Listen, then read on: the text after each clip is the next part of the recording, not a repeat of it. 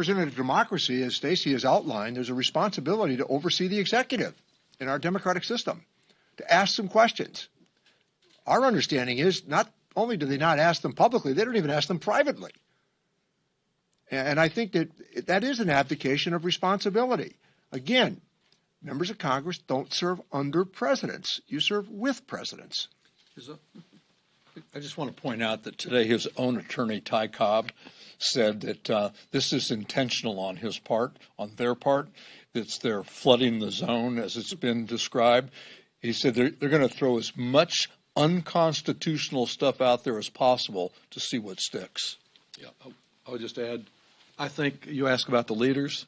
They have done something. They've erected a giant yield right-of-way sign on this Congress, and whatever President Trump wants, they're here to carry out his orders. Whatever Elon Musk tells President Trump should be implemented here, we can count on them to do it. That's why we're filing our petition of inquiry and why we think it's so important to push back. Yeah. Just a couple of quick examples where this is not limited to the president of the other party. I disagreed with Bill Clinton over the line item veto and said so. Tried to become a standing member of Congress to bring the lawsuit. And questioned George Bush Sr. on a balanced budget amendment to the Constitution. I thought it was unconstitutional. And questioned President Obama on different issues along the way. That's your job. It doesn't mean you're disloyal to your president of your own party. It means you're loyal to the Constitution of the United States. Any other questions? Yes. Questions for Congressman Doggett. Yes, please. The resolution of inquiry. Right. Do you expect that to go for a vote in the committee, or do you think it would get punted?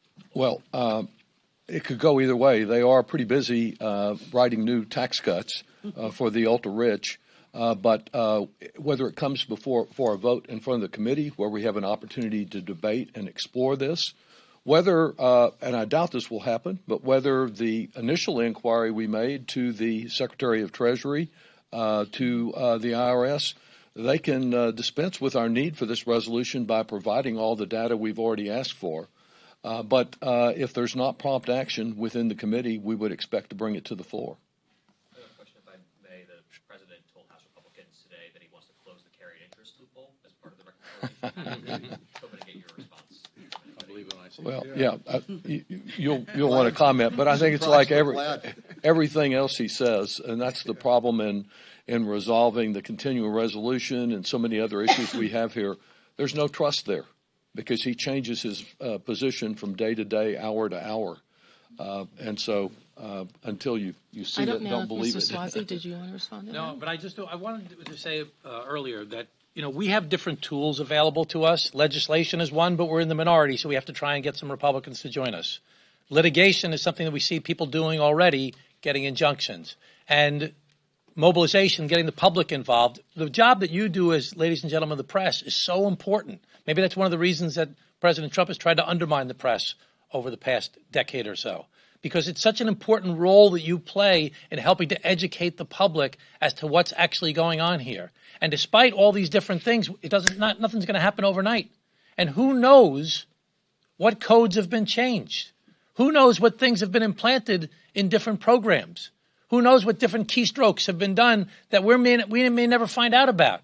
So we have really got to do a great job, and we need your help to educate the public as to how outrageous this is, that their private information, think of all the details that Leader Neal went through about people's Medicaid information, their prescription drug information, their tax information. Who knows what they're doing with this stuff? So we need you as much as anybody to help educate the public about it.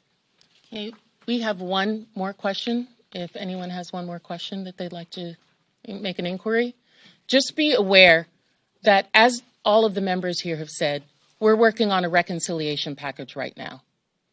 And while the members of the Republican Party here in the House are trying to find ways to pay for tax cuts to their friends and family and billionaires and who President Trump tells them to, the American people are having some of those resources clawed back from them to be able to pay for those tax cuts. Follow the money. Each and every time, that's what this is about. This is about greed at the end of the day. This is not about making America great. Any other thing? Would you like to close out? Sure. Mr. Have a question? Yes. I do have a question actually specific specifically for Congressman Doggett. Okay, we'll have one last. This is the last question, and then Ranking Member Neal, if he wants to close this out with anything. So on reconciliation, some Texas Republicans think that the $11 billion that Governor Abbott requested could be a part of reconciliation. Do you expect that will happen, and how do you plan to? Absolutely not. That $11 billion was a total waste of Texas taxpayer money as a political stunt by a governor who had no authority to be involved on our immigration laws. So I do not support that. There's plenty of money I'd like to see come to Texas to help the as many as 2 million uninsured people that are there.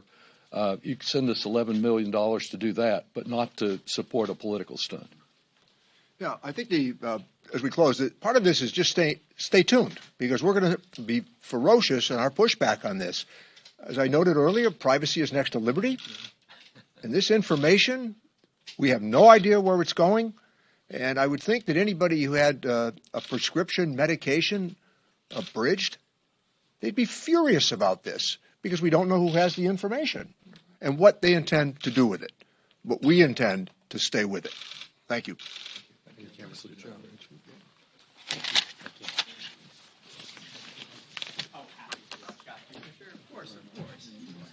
Oh, yeah, that's one of the staffers.